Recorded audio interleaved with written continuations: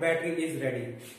This is the bridge between the two cups, which will be placed like this, and these are the two terminals from where we are getting the output. So I have used a galvanometer to check the output of this battery. There is very small value of current flowing in this circuit, so I have used a galvanometer. Okay.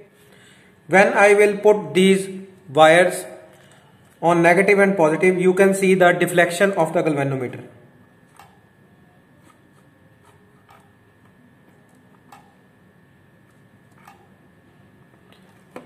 So this is our salt water battery.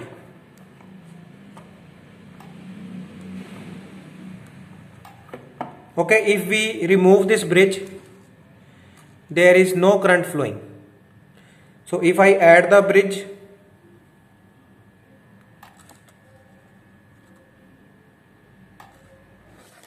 see, and the galvanometer is giving deflection.